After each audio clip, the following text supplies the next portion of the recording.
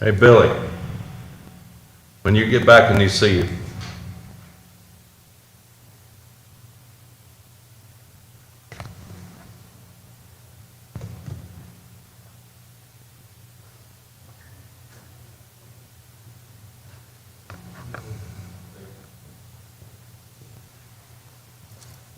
Is it raining? No, because I got my umbrella, that's why. see if he'd left it behind, we'd had a chance. What's that thunderstorms? It's not raining. Well, if you needn't worry, I didn't wash my car and truck, so, you know. I need something more than a thunderstorm. My grass is about dead. I know as I was out cutting the other day, it'll about choke it, it's so dry out there. It ain't gonna rain. They were mowing this yard out here. Just Yeah, where I you came were up. choking. Yeah, you Why were are they choking. wasting their time? When what? Any idea where Chuck went? He and Paige, she said she was going out to her car, so I'm gonna guess they may still be somewhere on the campus. They don't want to talk to you anymore.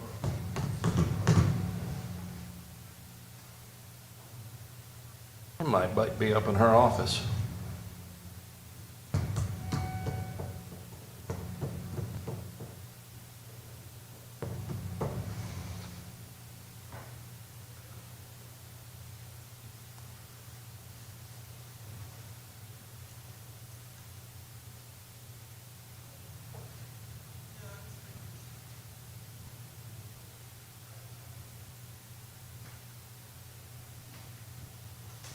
Thing with all the people claiming right now that cleaning up, paving, cutting, would like some acknowledgement that I've been saying that for a long, long, long time. It ain't new.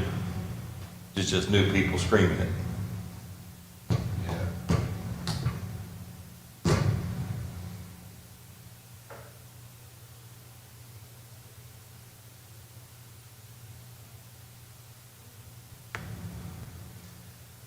You'd be surprised how many people I've heard from in the last week or two that have no idea elections are coming, didn't know anybody had filed a run, and have no idea who it is running. I don't pay attention. You know, it's just like, you know, my girlfriend is a optometrist in New Albany, Mississippi. And if I ask her, what do they do, what is, you know, I ask her something about what their city's doing, she don't have a clue. Now, 'cause she don't pay attention to what's going on within the city. Now, if she pays attention if the state or the feds do something that affects her business, but she don't pay no, and a lot of times even with the federal, you know, if there's something happens that people, you know, she don't even know. And there's always people like that, but I heard that recently from a former elected person. Oh, I hear all the time. You need to see me in here, or? September the 8th is the day after Labor Day, and the rezoning for 14th Avenue is on that agenda. So we're thinking we need a work session on the 1st, which is a Tuesday. Because you don't want a major topic like that coming out with some kind of prep discussion. Well, I'm actually, and that's fine, but I want to, I'm meeting with them on Thursday of this week. We're gonna meet at Bill Primitive Baptist outside so that it's open air and the citizens can hear from Matt or whoever else needs to talk, and we'll kind of go from there. And that should kind of drive the direction that we move in on that thing. I just assumed that you didn't like the idea of 7,000 square foot lots. Well, you know, that's a concern, but you know, it's not my call, it's the neighbors' Sure. call, I think. And so we'll have to go with what they want. But the more important concern is that there's 30 acres. Actually, I knew the 30 acres was attached to it. Paige found that it was zoned for R4. That's more of So I said years ago, we need to take all R4 and wipe it yeah, off the books. that's more of an issue, and that's the issue that I know the neighbors are going to fight. And so they're going to push. So I'm sure that we'll want to pass this with a contingency that be changed. And so that's kind of where we are. Charles, I was showing a client last summer some houses, I'm sure that were probably R3. And they're actually nice little homes. Yeah. Most of the homes are, the only problem. Isn't the Morris development R3? Yeah. Okay. And for certain areas, those are fine, but remember, a lot of those are gonna be somebody buying a home that's downsizing from a regular, full-size family resident. So that's not gonna be a lot of people moving in town, that's gonna be a lot of people moving across town. It could be putting new homeowners too, though, people buying homes for the first time. It could be, but I think that the smaller lots, when the people over on Canterbury, well, you know where Canterbury is, and those are some nicer homes, and people take a lot of pride in their homes, and they want something that's gonna be comparable to them. Now, Douthit's a little bit different, and 14th might be a little. Hey there, bit Christy's on the phone. But We hear you. Douthit, I mean, the Canterbury area is gonna be a little bit different. They're gonna want a little bit more. That, especially that it backs right up to. So, where they'll be backdoor neighbors. So when are you having that meeting? Thursday at 6.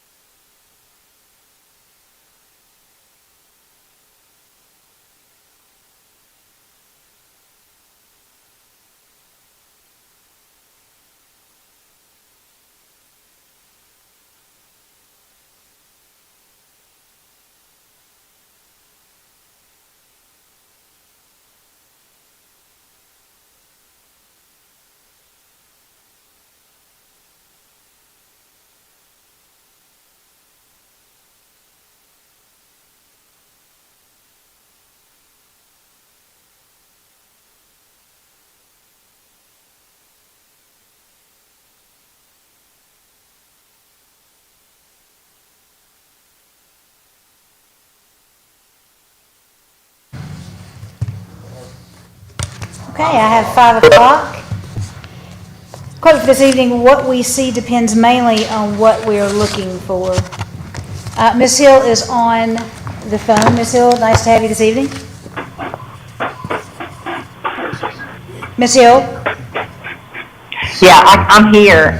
I'm having a hard time hearing you. Okay, everyone, make sure your microphones are closed. You sound like you're in a tunnel. Testing 1, 2. IT, what do we need to do for sounding like you're in a tunnel? I'm not quite sure. She said we sound like we're in a tunnel. Thank you. I'm hearing fine. I'm not sure what the problem is. Okay. Yeah, Brad, you sound good, but Thank you. I can hear you loud and clear.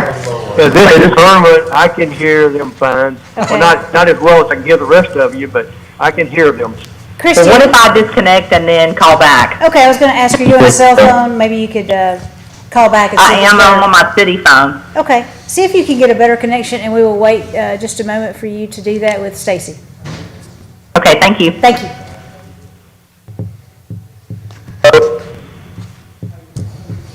Y'all just bear a minute. Yes?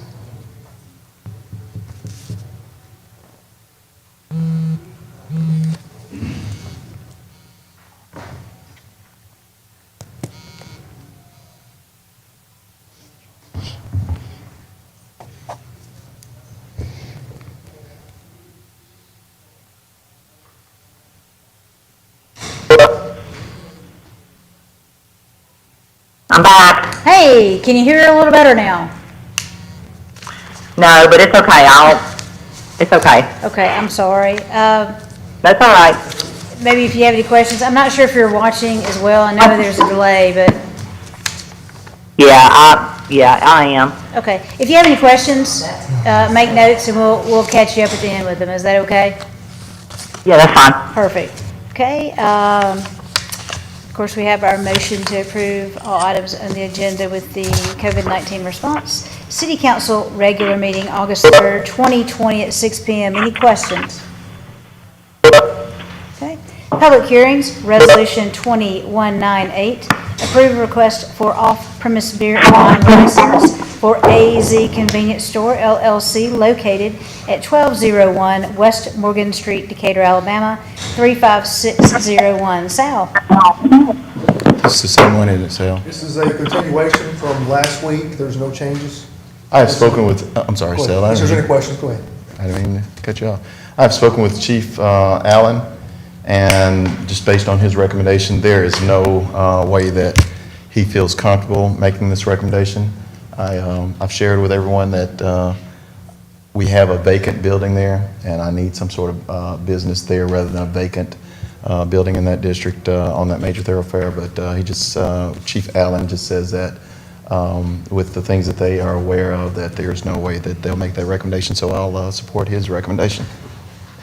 So you've got all your questions answered? I've got all my questions answered. Anyone else with Appreciate you questions? for being patient, man. Yes, sir. Okay. Thank you, Sal. Resolution 2218, approve request for off-premise beer and wine license for Family Dollar Stores of Alabama LLC doing business as Family Dollar Store, 2610, located at 905 Moulton Street, West Decatur, Alabama, 35601. Sal? Yes, ma'am. Request for a new license for off-premise beer and wine. It's recommended for approval. And this is their first request? Yes, ma'am. From Family Dollar. The other dollar store already has a Dollar General. off-premise. So Dollar General's pretty much all had it, but this particular brand is the first time they've ever asked for it. Yes, sir. We have a couple Family Dollars in Decatur. This is the only one that's requesting it this time. Gotcha. Any other questions? Ms. Hill? No, ma'am. Okay.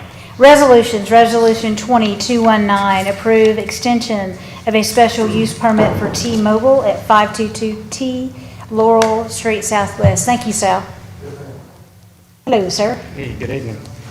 I'm David Ammett with CMS. This request is for a special use permit to modify the existing equipment at 522 Laurel Street. This is actually the third request for an extension on this project, and it was originally approved by the council in 2017. The first extension was due to issues with the contractor, and then the second was because of the excuse me, Sprint T-Mobile merger. And so they're asking for another extension, and they're have a completion date shooting for before the end of this year. And the scope of work has not changed since the original project was presented, so we are asking for approval for this. Did they pay another fee? Yes, this will actually be the third fee on this project. $2,500 for each. Okay, thank you. Any other questions? No. Thank you, David. Resolution 2220, infectious disease control policy. Rochelle? Yes, ma'am. Chief Allen and I got together a couple of months ago, given everything that's happening, and decided we needed to come up with a control policy that would clearly define what we've been practicing. We drafted the first draft, sent it around for department head review and feedback, incorporated that, had the personnel board and the personnel board legal review it. So we're just bringing this forward as a formal recommendation to adopt a formalized policy to prevent the spread of infectious disease in the workplace. Any questions? No, but thank you for doing that. You're welcome. I'll echo that. Thank you for working on that. Resolution 2221, temporary telework policy. Rochelle? So this is a sister policy to the infectious disease control policy, in which we have opportunities for employees to remain productive.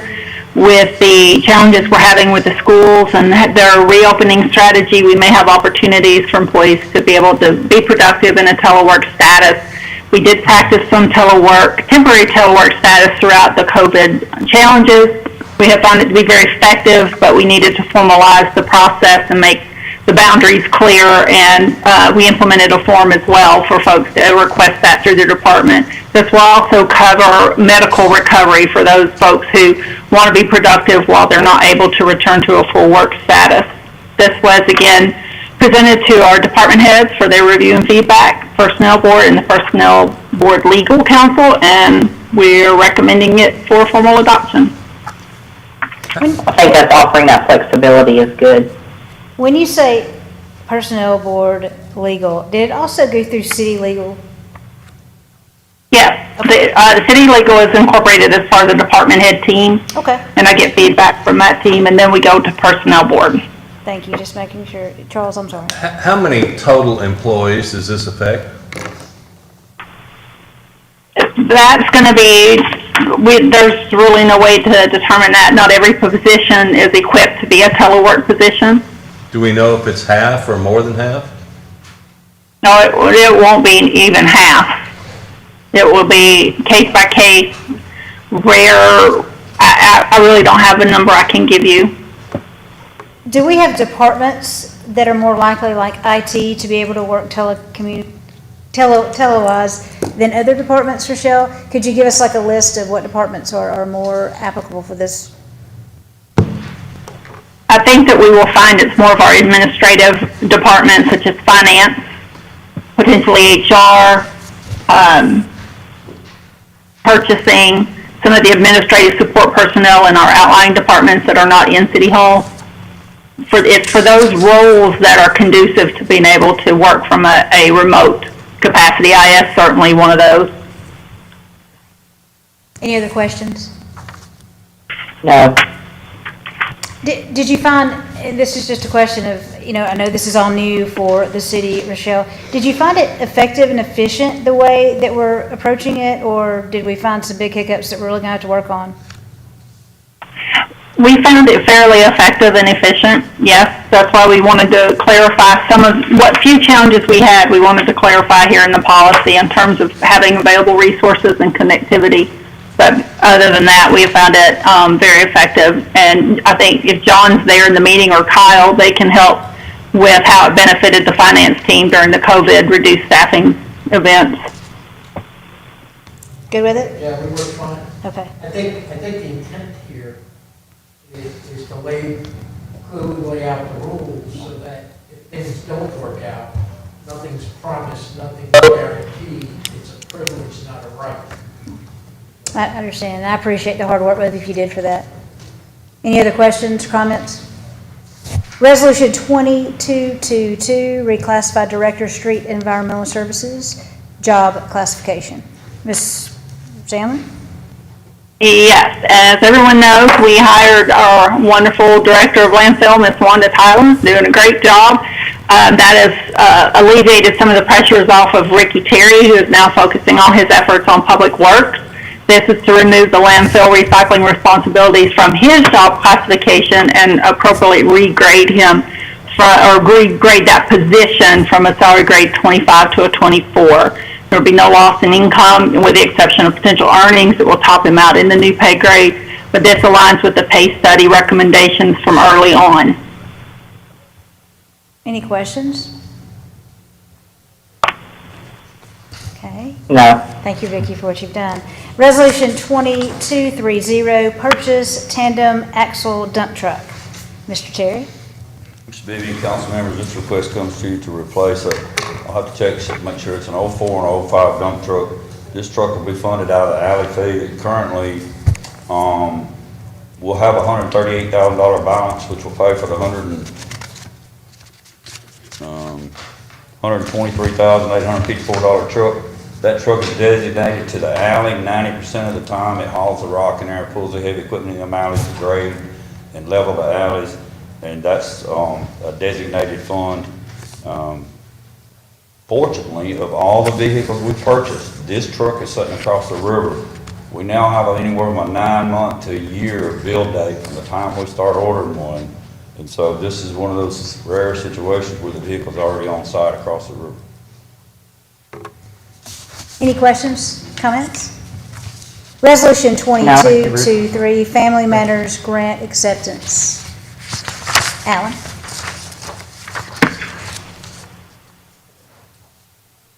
Yes, ma'am, this is a grant through CTF for Family Matters. It's a grant that the Department of Youth Services uses. It is an in-kind match. It's a $48,000 grant that will match with $24,000 for the grant, $24,000 match that will come out of just big in-kind match. It's not a cash match. Any questions? Ms. Hill? Okay, thank you, Alan. Resolution 2224, approve nozzle purchase with donation funds. Chief? Yes, ma'am. Back a couple of weeks ago, Country Financial come to us and had a donation that was made to the fire department, and we want to buy some new nozzles for the new Engine 5 that's coming in, and that's what we want to use that donation for. We just want to ask them to transfer that money. How much? The new Engine 5? Yes, sir. How much money was that? They donated a total of $1,000. Wonderful. Any questions, comments? No. Thank you for that. Resolution 2225, approval of marker placement as part of National Votes for Women's Trail and recognizing Decatur's early role in the history of women's suffrage. And that's Ms. Townsend. Is she on the line? All right, we're going to wait for just a moment. Let Ms. Townsend get on the line.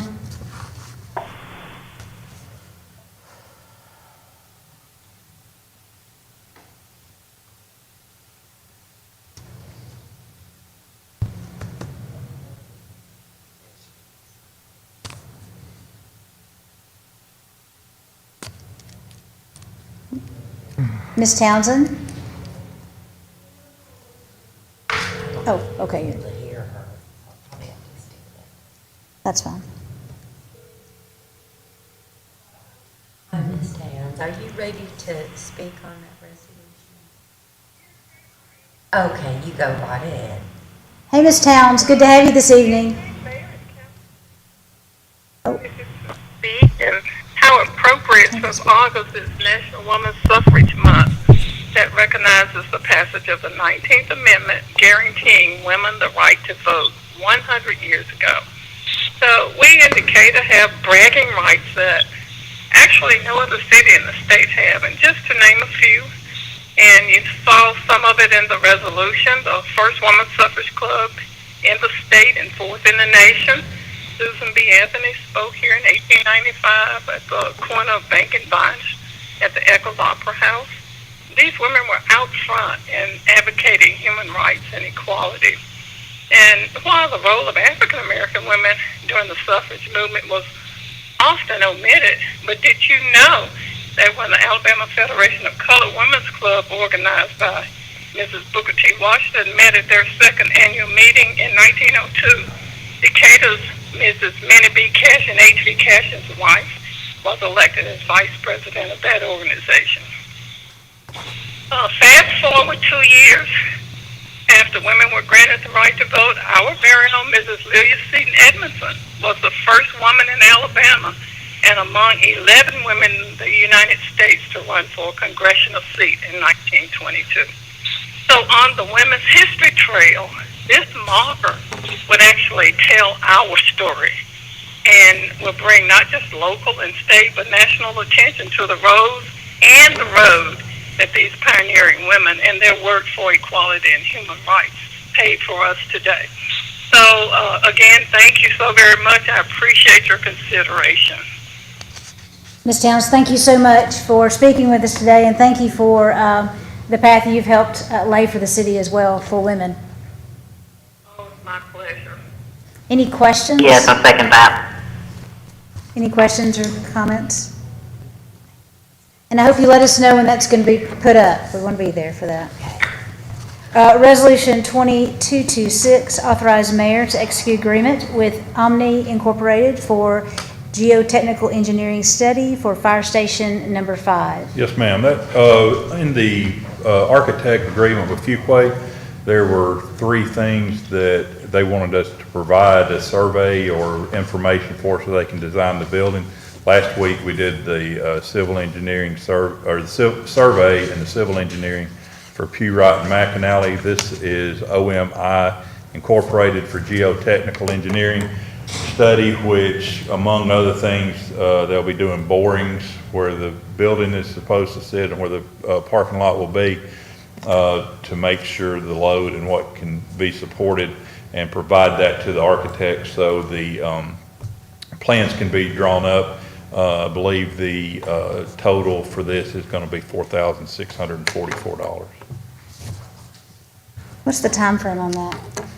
But my impression was they're chomping at the bit to go, but I don't. The borings don't take a long time. I don't know how long the studying takes. Okay. Does that come? Can you share that dollar amount again? $4,644. Thank you. You're welcome. Does that company always do that type of work for us?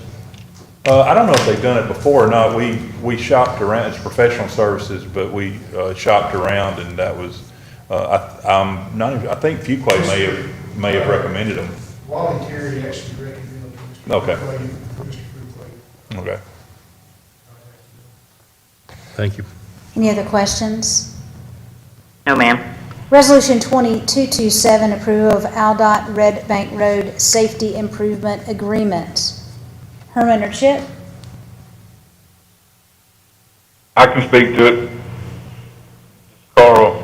Okay, Carl, go right ahead.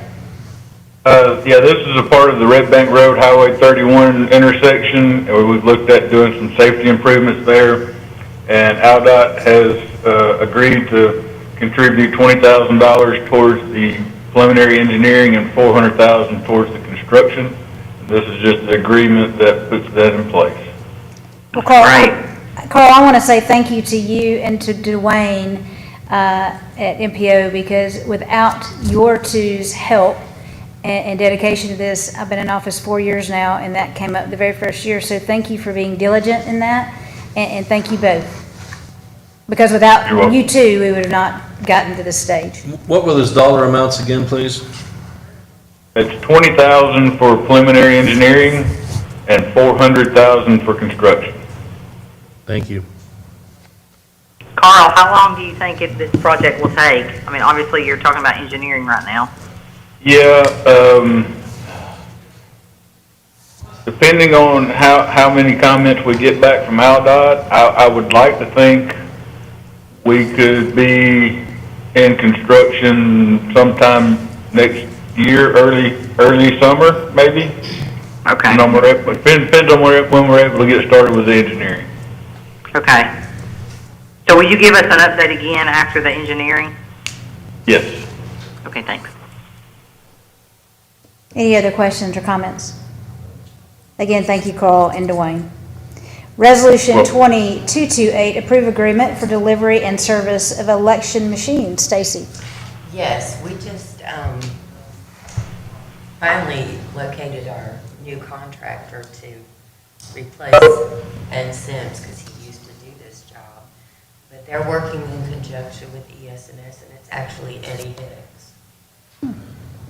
And he's going to have to either get 2 trucks or one really big one, because we need 45 machines, and his agreement states 300 per machine. And these are they the tablets that we voted on last election? The e-poll books? Yes. We're gonna have the e-poll books. We're also gonna have the new express vote for ADA, which is an amazing machine, and a lot of actual cities use just that machine for voting. They don't use. So it's Like the ADA DS. compliant. Yeah. That's amazing. But That's good. it does, people who have to breathe into it, it's unbelievable. Any questions or comments? And again, No, ma'am. I'll put that out there, Stacy, if you see that you are needing of more staff to do the job that the state is requiring you, then please let us know. Resolution 2229, approve the expenditure for a specialty mixer spray applicator for landfill use. Wanda? Hello, Wanda Tyler, Landfill and Recycling. We have been, it's been approved to use alternative daily cover. And in order for us to use this application, we have to apply the posi shell in a mixer, and then we apply it to the waste. Well, that machine that we use, that piece of equipment, the mixer completely went out. They bought this machine back in 2008, so it's been a really reliable machine, but it's time for a new one. And I'm requesting approval to for this expenditure, and then we'll go out for bid. What's the approximate cost?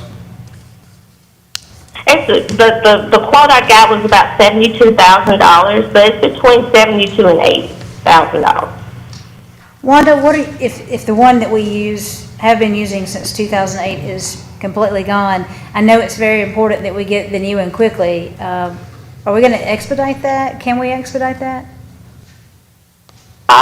Yeah, I have to talk to Charles about that. Okay. Is that paid from landfill funds? It is. Yes. Thank you. Okay. Any other questions or comments? And Wanda, No, ma'am. thank you for the great job you're doing out there. Boards and committees, reappoint Tim Lovelace to the Decatur and Morgan County Port Authority, term expiring 5/17/23, second term. Okay. There are a couple of housekeeping things I have, and then we'll go. Ricky, I know you need to address council with some important issues. Let's let you go first. Come on, Ricky. So, I want to address, bring to the council's attention that our aging fleet of trucks, and I'll try to shorten this and not make it as confusing or no more confusing than it is. We have 5 trucks on our yard now that are 14 years old, the old load-offs. 2 of those are on the line now to be fixed. 2 of those have been deadline because the engine and drive tanks in them are no longer serviceable. One of those is still running, which is a backup truck. The big problem with those trucks is all those parts are overseas, taking anywhere from 30 to 60 days to get parts in here while they just sit and wait on repairs. The solid waste designation fund gets $1 per month per household, and that's going to average around $18,000 a year, or $216,000 to $220,000 a year. With the smallest truck we can buy costing $235,000, and the bigger trucks we use on the road costing $255,000. As you can see, that dollar designation is not going to fund that department and roll those trucks in and out in the time frame they need to. Historically, we've kept them trucks 12, 15 years, as you'll see in a minute, worse than that. We can't, those trucks are one of the most demanding pieces of equipment we have. The only other thing I can think is worse than that is one of those equipment at the landfill. It's day in and day out, and they take a beating. Waiting 12 and 15 years to replace them is doing nothing but costing us money. If you move over to the loader trucks to get the brush, we have 3 trucks. One of them is 24 years old, one of them is 25 years old, one of them is 26 years old. 2 of those are still running, and one of them's deadline, bad engine. You can't put a $18,000 engine in a truck that's only gonna bring $3,000 if we auction it off. So, with that said, you can tell that that money, that dollar, solid waste station is not getting it. 5 years ago, that department was coming in at about $300,000 to $500,000 in cost over revenue. That team now has turned it around to that same $300,000 to $500,000 is revenue over expenses. And I'd like to ask that we take that money and start replacing those trucks faster and not wait until we get 10 or 15 of them that is 10 years old or 12 years old and try to put that kind of money into it. So we need to have a serious discussion. I've been talking with the mayor, I've been talking to John, how we can do that, but we've got to start a plan. With the police and fire being the primary replacement departments that need their equipment, we understand that. I think the solid waste department, we have to get the garbage off the street so the police and fire can get down the street. So we have a specialty in our own self. So we've got to come up with a plan to replace those trucks. And if we don't, we're going to end up into this $600 to $900 to $1 million trying to get everything back up to snuff and hit the budget that hard. So that's something we can't do, and I know the general fund can't handle that either. So we've got to come up with a plan. Would you state those ages again? Excuse me? The ages? The 5 garbage trucks are 14 years old, 2006 models. They're all 2006? Yes, sir. Before I came there, they bought a mass of those governmental bid things, that's what they are. And then, now when I talk about those loader trucks being 24, 25, and 26 years old, we've got some that are 20 and 18 years old that are still running every day. We have replaced them over the last 5 years, but you can only get one of each a year. Best case scenario, 2 garbage trucks and 1 loader truck a year. And with that old of a fleet, that's not going to replace it in the time frame you need to replace it. So if you look at the fact that there was years prior to I got there, Mr. Jackson may be familiar with that, the general fund was subsidizing nearly $800,000 a year because it was costing that much to keep them trucks on the road. It's the reverse of that now. So that team has done what we've asked them to do, and I think if we look at taking that money of revenue over expenses and allocating that to replacement vehicles, it won't hit the general fund nearly as hard, if at all. Didn't we buy loader trucks in 2006 as well? What, Mr. Jackson? Didn't we buy loader trucks in 2006 as well? I think we bought one in 2006. Mm-hmm. Did we not buy them when we bought the garbage truck? I couldn't answer in 2006, but you're probably right, because we've got several, that's what I was saying a while ago, we've got several that old. Okay. And that's old. Yeah. When you're out here running these alleys and streets and stopping and going, that's old. That's 14 years there. Even if it's 2006 model. And John, we now have an asset manager, which I think is a wonderful addition. And I think we should get you on a recurring program. I think that you're absolutely vital to the city functioning every day. And so just as much as police and fire. So without y'all, we couldn't do it. So is Jeff looking at that on the replacement plan to give us some sort of, We're at the point where we're going to start taking away the department association and just looking at what's in bad shape. okay. We have a tendency of looking at a department rather than the overall condition citywide. Just to comment on what Rick is saying, and I do support the trucks, but the statement about revenue over expenses is in the general fund. So we've got $4 million that we take in revenue for solid waste, and the solid waste budget is 3.5. However, there are other costs administratively buried within the general fund that pay for things. All his insurance on all his vehicles comes out of an insurance line that's not in their workers' comp, things like that. So, yes, they're doing much better, but it's not a money maker, and technically it can't be a money maker. No, it cannot. Okay. So Well, we're- I understand we're- what you're saying, and I agree with you. Those have got to be replaced at a faster pace. So Ricky, of the trucks, you said there are 5 garbage trucks, right? 5 of the older trucks. All right, now, but only, how many of those are running today? 1 today. Okay, so you've obviously got trucks that are filling the void. So do you need, how many do you need? What do you need versus what you? We don't have to have all those replaced. What we need to do is get on a replacement thing of 2 trucks a year and start rolling them out. Those are mostly our backup trucks, but when even our new trucks go down, we'll roll one in, ain't a year old, it'll be down 2 or 3 weeks. That's just the way it is in that field of work. We don't have to replace them all at one time. We just need I'm the not 2-year trying to, rollout. but I just was trying to get, what is the immediate, this year need? We have 2 garbage trucks. One is at 235,000, one truck is at 252,000, and 2 loader trucks, I think they're 142,000. You're looking about 675. What? That includes all of it, yes. Yeah, so back out. And see, we have to be careful. We can't Back out tag, the alley truck, because that's paid out as designation. we can't tag the alley with everything. Now, we try to stay true to what we said we'd do when we had that alley fee put in place. And that's what we try to do the best. So we can't tag everything out of there, even though that's a designated fund. So you basically need 1 garbage truck and 1 loader truck out of something other than the, Well, even right now, neither the alley fee currently or the $1 designated fund has $52,000 in it as it stands today. okay, It won't support one. okay? And then the alley fee has, You estimate $138,000 for what they do now with the annual. That's what- the $2 per month that the solid waste department gets right now has $104,000 in it. So it's half of what it takes to buy a garbage truck.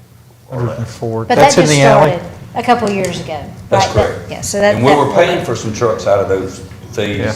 The dollar per month designated fund, we were paying for trucks that we had already got out of that fund to shoot it down. So that's why there's no more money than that in it. So are you recommending, in your opinion, that we increase the dollar per resident? Or No, no, ma'am, that's fine? I don't think we're ever gonna get the situation where there's not gonna be some general fund money spent. They just can't charge that kind of money unless we raise the residential rates to offset the capital outlay for it. And even with the CPI increase every year, whatever it is, that's not gonna make that big of an impact. What does the dollar bring in? Roughly $18,000 a month or $216,000. That give or take, that depends on how many people moving in and out. I think the biggest push is we sit down and come up with a plan. But we're gonna have to start replacing them because y'all are getting tired of getting calls that the hydraulic line's blew in somebody's car. I know Chip is. You're getting tired of the garbage juice running out from under the old trucks onto the street. That's what generates that, is such old vehicles. This would have probably been addressed had we not had COVID, at least as part of it, we would have had our capital discussion. We had a table that. Sure. We didn't know what COVID was. Well, this is an essential function, of Yeah, course, yeah. well, now we've got a better idea of where we are, so we could fund these trucks at a fund on some balance. Right.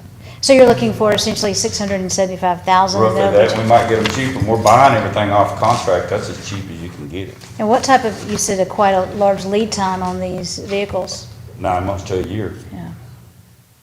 They're just not inventorying anything because of the economy. If you order it, they build it. If you don't, it's not there.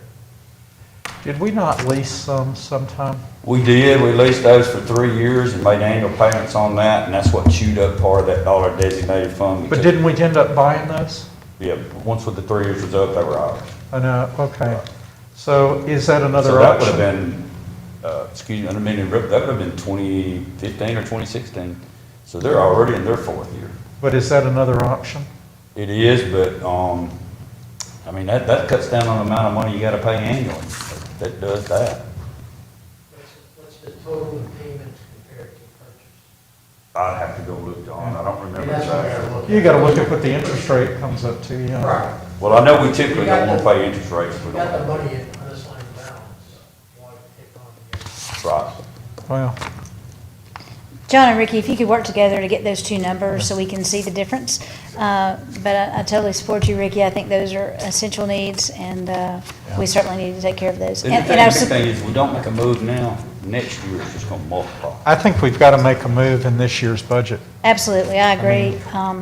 So John, if you could work with him on that, and also work with the plan. I think the plan of buying your 2 trucks every year, I think that's a great plan. We've seen it work for the police and the fire too, so. It does. Yes. Let me just say this.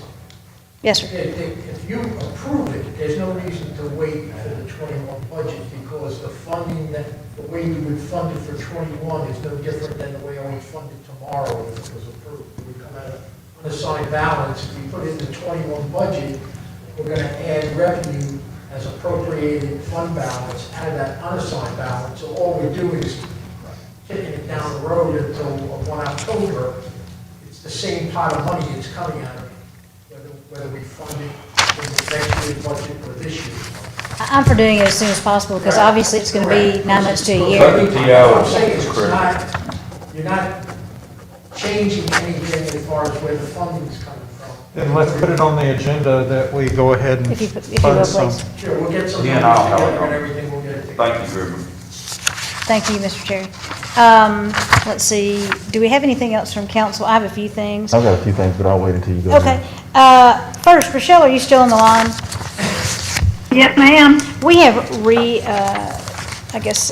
looked at fire chief candidates, and I know that we have hit COVID and we wanted to wait, but that is one position that regardless of how long COVID lasts, we will hire a fire chief, excuse me. And we're happy with our police chief, so you can't go anywhere, chief, but, Sorry. can we discuss how we go through those interviews and when we can do that? That is an important position.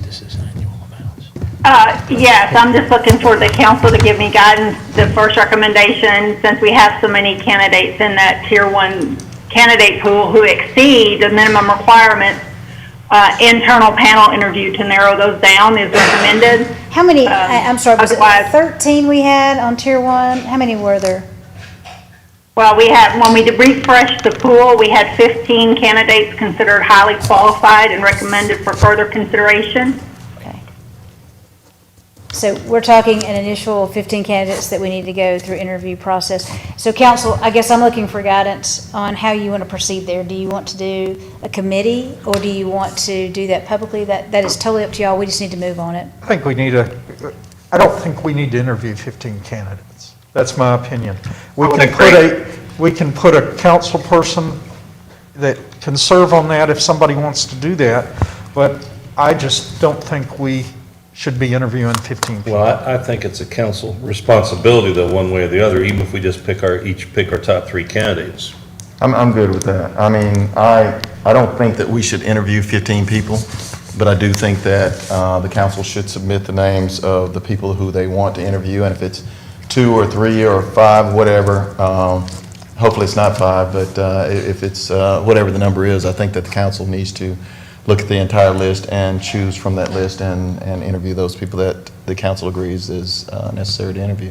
Okay. So I want to get this right. So you're saying not interview the 15, look at council's combination of the 3, our top 3, and then only interview those 3? I'm saying that I'm okay with 3. Okay. I'm okay, whatever the number turns out to be. But I think that the council needs to call through the entire list and decide, become a consensus as to who the council wants to interview. Rochelle, do you have a recommendation for going that way? That's fine. I do recommend that you, as you comb through the list, that you focus on the candidates who meet the minimum requirements of the position or exceed. When you open the candidate pool to beyond what's minimally required, you open the city to risk for EEOC discriminatory hiring practices.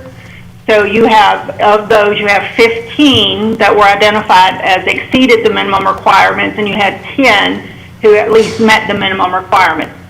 I would recommend that however many you decide you want to talk to, that we have a consensus on that list as soon as possible so that we can start the interview process and get those scheduled. Can we do 5? Would that be okay with council if you pick 5 of the 15 that you want to interview? Why don't we see what council's recommending and see how many it is, and then try to figure it out from there? I mean, Separate and that's candidates. kind of where I don't know that we should place a number on it, because if all five council members come back and say the same 3 candidates, then we don't need to do 5 if there's a consensus that they're the same 3. I'm just saying, and it's probably not going to fall out like that. I think that we should kind of see where the consensus leads us, though. Okay, before so what we need commit to do a number. is, we need council members to, today, tomorrow, get with Rochelle on your fire chief interviews that you would like to see. We're not going to put a number on that, but we need that to take place quickly. We've had those for a while now. So Rochelle, will you be willing to receive those when council calls you with the recommendations? Yes, ma'am. I don't know if I can get mine in today or tomorrow. Okay, as soon as you can, that'd be great. And this is just me. I know we have a lot of internal candidates. I'd like to see all the internal candidates interviewed regardless if they meet everyone's list or not, because I think it's, number one, good practice, and I think it's good to know who internally is interested in that job in the future.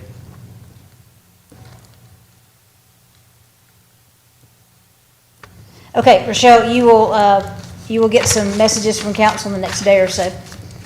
Thank you. Yes, ma'am. Also, talking about DYS, we have kind of left that. I actually wanted to address that today. Okay, go right ahead. Yes, sir.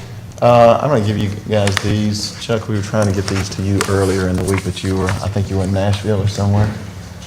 Pass it, Brandon. Yes, sir. Okay, good deal. Thank you. I want to talk to you for a second about Brandon Watkins, and I want to actually tell you a little bit about this guy, and I think everybody here probably knows Brandon, and if they don't, everyone basically in the school system knows him. But Brandon has 2 siblings. The oldest was born when his mother was 14 years old, and Brandon was born when his mother was 17 years old, and Brandon's younger sister was born when his mom was 18 years old. As a child, Brandon was reared in Decatur Housing Projects Authority. I don't want to call them projects, but Housing Authority, Cashin Homes, and later at Westgate Homes. The siblings were all born to 3 different fathers. And Brandon has a Master of Science in Counseling and Psychology, a Bachelor of Science and degree in Behavioral Sciences. And Mr. Watkins and his wife could easily have settled for mediocrity.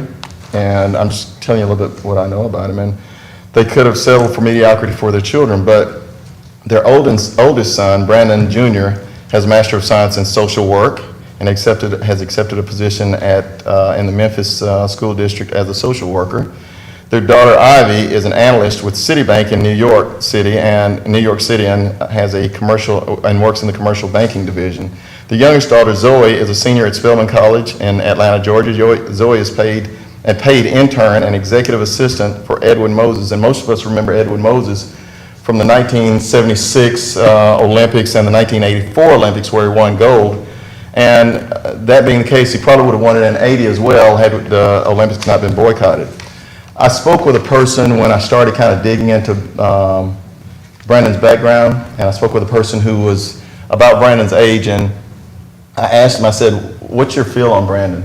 And he said, in the 90s when we were in high school and there was all this gang activity and there were fights everywhere, he said Brandon was always somewhere in the vicinity. He was either around the fight or he was in the fight, but in most cases Brandon was the person instigating the fight. And he said, but now I see a person who's done a complete 180. And that person is Brandon Watkins. That person has turned his life completely around. The appeal that I had with Richard Colley was that he walked the walk that many of our at-risk kids are going to have to walk. And Brandon has also walked that walk. The only difference is that he has walked it here in Decatur, Alabama, right on Washington Street Northwest. Brandon has the ability to say to an at-risk kid, I've been where you are. And my goal, and I hope it's everybody's goal, is that Youth Services has a director who can impact the lives of young people in the city the same way that this former at-risk kid has had on the lives of his own children. Now keep in mind, we have a guy who was reared without a father in the household. His stepfather's a great guy and married his mom, and fill that void. But we have a guy who was born to a lady who had a child at 14 and was raised in our housing projects, and who had all the odds against them and could have said, you know, I'm okay with this. I can just settle and I can live on subsidies for the rest of my life. But this person went on and got his bachelor's and his master's, and he also made sure that his children aspired to do the same thing. And the thing is that in my mind, we need a youth services director who may not be the biological parent of some of these kids, but they're going to be a surrogate parent for many of these kids. And that's what I think this guy can do. As you can see from the resume, I think, Christy, you have the resume. Brandon has worked with youth services for 17 years. And he's worked with the Decatur City Schools and youth services for over 20 years. And every recommendation, and I have a list of recommendations that have come from as far away as Dr. Nichols and other people who have written letters of recommendation for Brandon. And I would move that we actually, we have gone through the interview process and we have worked with this. Brandon was actually told not to submit his name as part of the interview process, and he'll have to explain that to you because I'd rather not go into that and point fingers, but he was told not to submit his name as part of the interview process. And I think that everybody at youth services and everybody in our community, and I'll tell you one more story. When I talked to a principal about Brandon, they talked about the fact that when they have a kid who goes to Case, Brandon's probably not going to show up the first time that kid goes to church, Case, excuse me. But the second or third time that kid goes to Case, Brandon is like clockwork. He's going to show up at the school, and when he shows up at school, he's already got a note from the parents. Regardless of who that kid is, he's already gone to that parent's house, spoken to the parents, and that's not easy going into some of these households where you don't know the parents, and many of them he knows, but a lot of us wouldn't be comfortable with that. But he goes into the parents' home, and he shows up at school with a note from the parents saying, it's okay for me to talk to this kid. And the principal actually said that the process goes on throughout until that kid kind of gets back on track. And he stays with that kid. So Brandon and Marcy, his wife, have done an excellent job of mentoring and working with our kids, whether it's youth services or whether it's a counseling program that they do or whether it's Decatur City School System. They have committed to this community to build something that will help our community. And I would like to make a recommendation that on our next agenda, this upcoming agenda, that we have a resolution on there where we appoint Brandon Watkins as the Director of Youth Services. And I'd like to make that resolution start at a grade 24, step 10 or 210, as this thing shows, which is the median salary in that range. It's not high, it's not low, it's direct median. And I know that we can argue and fuss over this all day, but again, the thing that I liked about Collie was just the fact that he talked about living in Chicago and the gang activity and how people told him that he would never amount to be a dime. This is a guy from Decatur, Alabama who lives this and who has, I'm sure, been told that he would never be a dime because he was a fighter and he was a guy who was a troublemaker. And I think that those of us who know Brandon know that he is the person who can facilitate what we need for this city. And I do believe that without good and quality leadership in youth services, we're headed back to those times where there's going to be another Brandon instigating the fights and instigating that gang activity and making sure that, you know, other kids are fighting, because we're seeing fights on the internet. I don't know if you guys are, but I'm getting these videos all the time here in Decatur, Alabama, whether it's at Sonic or whether it's in the Sturz Homes in the housing development unit on Sunset. But we're getting these fights all over. We had a kid who was killed, what was the 4th of July, or the day after the 4th of July. And the thing is that we can't stop all of these things, but we need a person who is willing to go out there and willing to be in the mix of this, not be afraid to meet with the parents, not be afraid to discuss the tough situations with the parents. And I just think that we've got a perfect choice who's a resident of Decatur, who's a lifelong resident of Decatur. And I would just ask that we get some support on that. So that's where I am. So you want this on next Monday's agenda? I would love it to be on the next Monday's agenda. And again, that's just my opinion. We've dragged this thing out. I think our youth services department is suffering because of this. And I think that, we're dealing with a situation now with this COVID-19 where nothing is normal.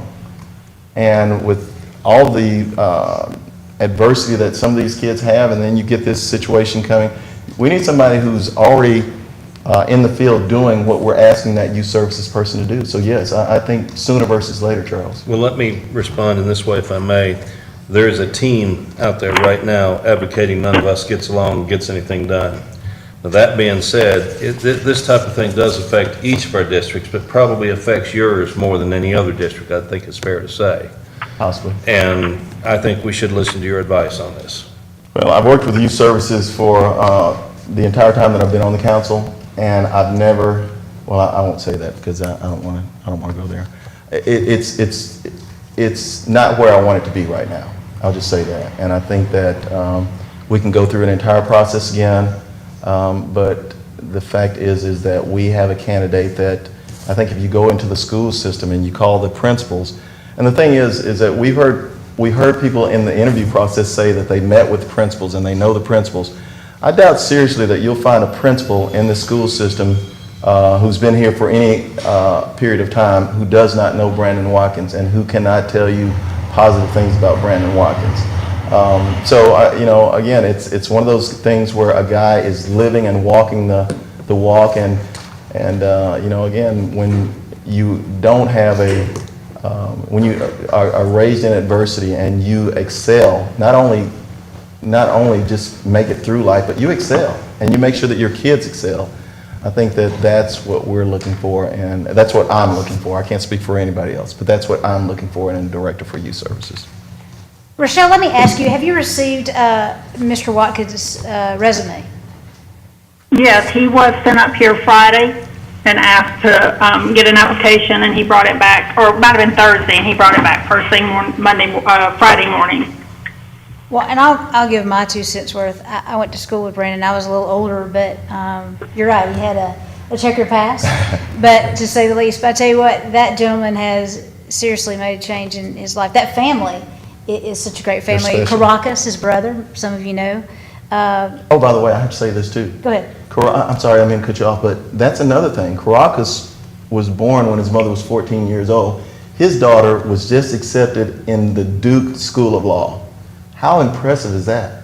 I mean, that is just, this is a family who has overcome, and they've gone well beyond. But anyway, I'm sorry, you mentioned Caracas, and I had to throw that in. That's just. I was just going to connect the dots for some folks. But, we have not interviewed this person, and I think before we go forward, they should at least go through the formal interview process. Do we know if Brandon has managed people? Has he worked with a budget? How big are those? Those are questions we need to get comfortable with, and then we can make a decision, I think. I think that, I don't have a problem with that, Chuck, but yes, he has worked with people. He has worked with budgets because he was basically training under Bruce Jones for all those years. And well, I still think anybody who is going to do that must go through the interview process. Well, I think we could do that if you choose to, but I think that we need to do it sooner versus later and have this person in here. And I agree, Chuck. I agree with both of you, really. I think Brandon, and it's interesting and then troubling in the same breath. I spoke with Brandon not too long ago, didn't know I was going to run into him. And I told him that I was surprised he had not put in for that position. And as Mr. Jackson said, he was told not to, that position was already filled before the position was filled. I will let Mr. Watkins go into that story. That is his, not mine, but it troubles me that position seemed to have been already looked at, signed, sealed, and delivered before even any candidates were out there. But again, I regress back to Brandon is a changed guy. He comes from a great family. He has worked with the school system very well. In fact, while he worked with DYS, he is the reason most of those programs exist. He actually developed those programs. So again, I'm glad that he has turned in his application. I would love to have an interview so that y'all that don't know him may know him better. But I think with Mr. Jackson, it needs to happen quickly. So Ms. Sandlin, can you reach out to Mr. Watkins and ask him when an interview will be good with him, and then bring that back to council, and we'll give you when the council can convene for an interview session. Sure, but I have a question for Herman. We do have an approved department director hiring procedure in place that does require positions to be posted, and I just need guidance from Herman. Is this exempting that policy, or have we met the intent of that policy through the first posting process? Even though the candidate did not apply at that time, just need some guidance. I want to make sure that we're not violating our own policies. May I ask you though, Herman, did we advertise when we appointed Jason Lake? That was a different policy, different format. I don't know the answer to that. Rochelle had to. I think that was where the council believed that he was set up as the successor to the position from Jeff, and he worked in that position for some time, and the council chose to select him. So the answer I've got to quick. The answer I would say is this: the council does have a policy in place. The policy can be, the council can adjust the policy just as y'all are talking about. So I think that what I'm hearing is the council, the discussion indicates that y'all want to not follow the policy as such. You want to make some adjustments to it. And certainly, if y'all want to interview Brandon, I would suggest that you do that process, and then at Monday's meeting, just make the HR director aware that you want to have this procedure in place in this particular selection of a department director, and go forward. In other words, the answer is you can adjust the policy. We meet Thursday. Or should we call it a deviation? They can approve a deviation from the policy. Well, you can call it what I mean. That's what I'm calling it. They're choosing to deviate from the policy, which the policy allows them to do. And we do. In other words, yeah. Mr. Jackson, we do have a meeting Thursday at 9. I'd like to, if at all possible, I'd like to see if you could come in on Thursday, and we take that as part of that. That's a 9 a.m. meeting, is that correct? And that will be the vote for the Tier 1, Tier 2? Yes, it will. It's at 9 o'clock? Is everyone planning on being at that meeting, number one? Because that is an important vote. I didn't know if anyone was going to. I can make it. I'll be there as well. I would hope. I actually was just going to call into that. Can you? Tim has to work. If I need to rearrange my schedule so that I can be present, we can make that happen, and if there's an interview as well. Okay. Are you thinking about the interview before or after? That would be up to council. Doesn't matter to me. Well, that vote should not take very long at all, I would not think. So I would say after. If we could do it before, that would be great. Before 9? Yes. How long do we typically use? About 45 minutes on an interview? I think the interview, to be quite frank with you, I think the interview, Brandon, I think the interview is for Chuck, Charles, and Christy, to be quite fair.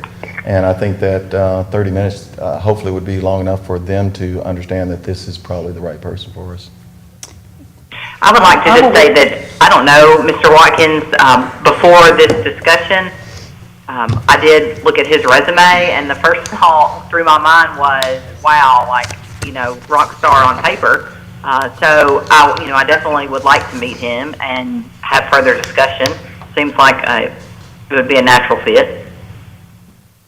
Well, I agree, Ms. Hill, and again, I was alarmed and concerned when I heard he was looking forward to actually interviewing for that position, but was then talked out of even applying. And my understanding on top of that page was for all the years, he was actually the guy that was sort of being groomed for this position. And so, again, it was alarming to me as well when I found that he was asked not to throw his name into the hat. Christy, are you saying? Well, I didn't know anything about that either. That was before this term, Christy. Christy, are you saying that it would be difficult for you to make a meeting after the 9 o'clock period? Well, it probably would be a little more challenging. Tim has an out-of-town job that he's trying to finish up, but if, I'll just do the best I can. I would hate to bring law with me. Does it change your circumstances if we did it at 8 instead? That would be better because then he could make it where he leaves a little later and is gone for the rest of the day. So, Would that be possible for the rest of the council to make an 8 a.m. Thursday meeting and then we go into the 9 o'clock vote for Tier 1, Tier 2? Yes. Rochelle, could you please make arrangements with Mr. Watkins to see if that's acceptable for him? Sure will. Herman, if we need to do anything for the adaptation of the process, please let us know so we can do that properly. All righty, we'll do it. It's good, that's fine. Yeah, we may very well do that Thursday morning also. But it'll be brief. It's not going to delay y'all. Great. Thank you. And I did want to remind the council and the public, Thursday at 9 a.m. we will have the meeting for the Tier 1, Tier 2 vote. That does need to take place before Friday. That needs to go on the state's September meeting agenda. One other thing, business we need to take care of. Back in, I believe it was 2008, we started the Crossings Fund. The Crossings Fund is where the Target Shopping Center is. At that point, we went into an agreement with the school system that we would not pay their 1 penny out of that Crossings Fund until that loan was paid back. It was actually paid back early by the city, I believe in 2010, but the school system let us gracefully keep that 1 cent until this year. And this year that would be the in payment for that. And let's be clear, are you saying that this was the date that they should have started receiving their money? 2020, yes. That's what I'm saying. And we have that documentation. I have all of that as far as the resolution from 2008, 2010, and the understanding from the school system. Ms. Maples, you may know she is just retired, but she did send me all her filing on that. So John has appropriately in the budget accommodated for that, so that 1 cent will begin coming out of the crossings. I would just like, for legality issues, for us to do a resolution that we can put a final dot on the I and T of this agreement that we have with the school system and make it public that the city did stay with their word with the school system, and that as of 2021 they will be receiving their 1 cent from the crossing fund. Herman, can you do that for us? If John will help me, I can, yes, John said thumbs up to that. And I'd also like, Stacy, I'll do it as well, but I'd like the school board members to be aware of that, and Dr. Douglas, if they would like to be present. Okay. When are you going to do that now? It just needs to be done before budget year end, so. Oh, okay, very good then, all right, that's good, okay, that helps me. It just becomes All regular right. sales tax. You need to adjust the notice that you're meeting at 8 a.m. Thursday, not 9. Okay, Stacy has that, I believe. All righty. Thank you, Herman. Any more from council? I have one more thing. Yes, sir. Charles, you were about to go. I was going to bring up that for some time, most of you know that I have not been comfortable that we receive online tax and declare it a new source of revenue and don't give the schools their 25%. It's my understanding the newest numbers available for the state on the year-to-date online money is up 99%. And I think that COVID's a factor on the acceleration of that. And the future numbers of that are nothing going to go but upwards and take more and more money away from the brick and mortar businesses. We've already heard in the past from the people who originally passed that was their intent to give 25% to the schools regardless of how it was routed, whether it's the left pocket, right pocket, whatever. It's my understanding, and John can correct me if I'm wrong, that I think since year 18 the schools haven't gotten 25% of the online money, and I think that we should vote to allocate that money before this fund continues to grow and become a monster we can't deal with down the road. My position when this was originally brought up was that when the forefathers who actually adopted the 25% of our sales tax going to the school system, my position at that time was, had we had online sales tax at that particular time, of course we didn't, that would have been inclusive. It would have been included in that. So I don't have a problem with what you're saying at all. I do think that that they should get at least 25% of that based on the precedent that we've already set as far as the taxes go. Yeah, this is Christy here. I don't have an issue with that either. I believe online sales will continue to grow, so I don't have an issue with that. And John, I may need some help, clarification, or Herman. I know the state has required now that the county, out of their proceeds, give the 25%. Is that correct? That lawsuit it's final, right? Herman? The county, there was a special act passed that required the county to pay substantially all of the money from that. That's a separate issue from ours. Ours is, so let me make sure I understand. When do y'all want to begin that process? You talking about the next budget year? When do you? Yeah.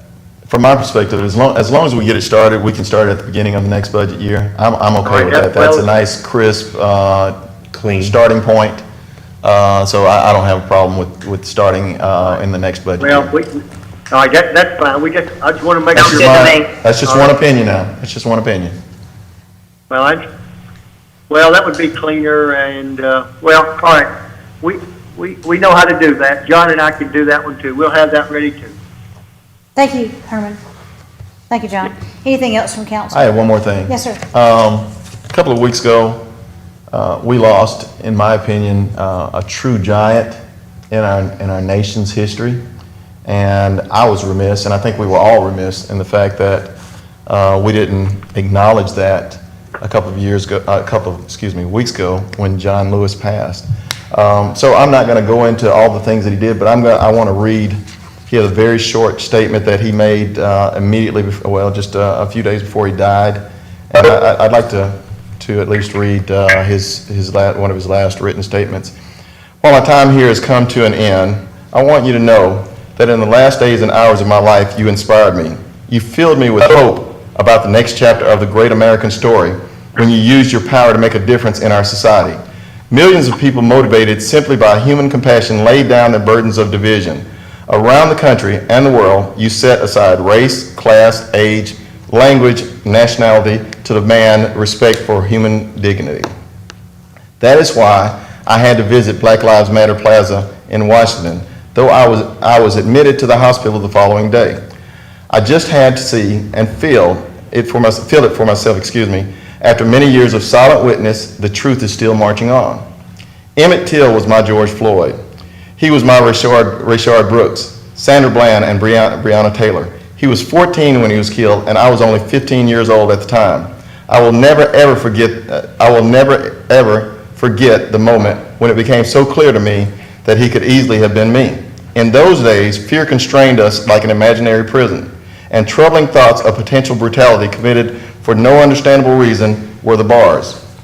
Though I was surrounded by two loving parents, plenty of brothers and sisters and cousins, their love could not protect me from the unholy oppression awaiting me outside the family circle.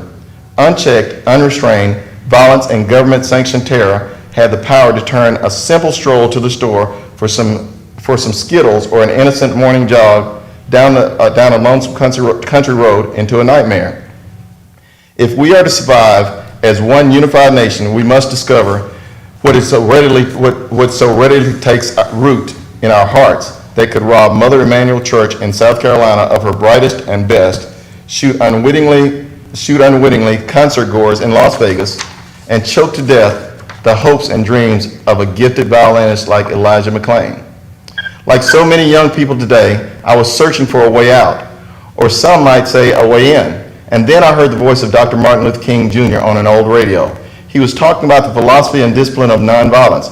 He said we are all complicit when we tolerate injustice. He said it is not enough to say it will get better by and by. He said each of us has a memorial obligation to stand up, and speak out. When you see something that is not right, you must say something. You must do something. Democracy is not a state. It is an act. And each generation must do its part to help build what we call the beloved community, a nation and world society at peace with itself. Ordinary people with extraordinary vision can redeem the soul of America by getting in what I call good trouble, necessary trouble. Voting and participating in the democratic process are key. The vote is the most powerful nonviolent change agent you have in the democratic society. Excuse me. You must use it before it is not guaranteed. You can lose it. You must also study and learn the lessons of history because humanity has been involved in this soul-wrenching existential struggle for a very long time. People on every continent have stood in your shoes through decades and centuries before you. The truth does not change. That is why the answers worked out long ago can help you find solutions to the challenges of our time. Continue to build union between movements stretching across the globe because we must put away our willingness to profit from the exploitation of others. Though I may not be here with you, I urge you to answer the highest calling of your heart and stand up for what you truly believe. In my life, I have done all I can to demonstrate the way of peace, the way of love, and nonviolence is the more excellent way. Now it is your turn to let freedom ring. When historians pick up their pens and write the story of the 21st century, let them say it was your generation who laid down the heavy burdens of hate and at last, and that peace finally triumphed over violence, aggression, and war. So I say to you, walk with the wind, brothers and sisters, and let the spirit of peace and the power of everlasting love be your guide. I just want to say,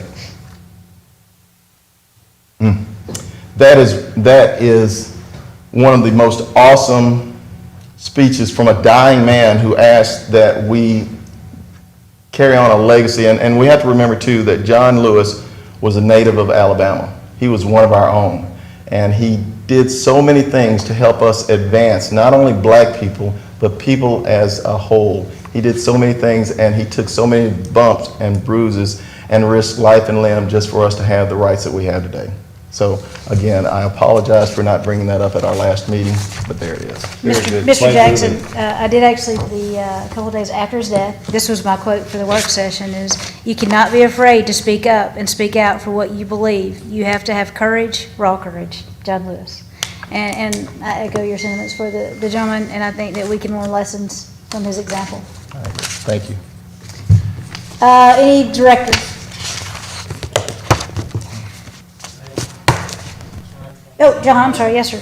Just a reminder with the Tier 2 to Tier 1 vote, if you have any questions, please email myself or Michelle so we can get all the questions out of the way prior to Thursday night. Council, good with that? Any other questions? Okay. Any other directors? Alan? Yes, sir.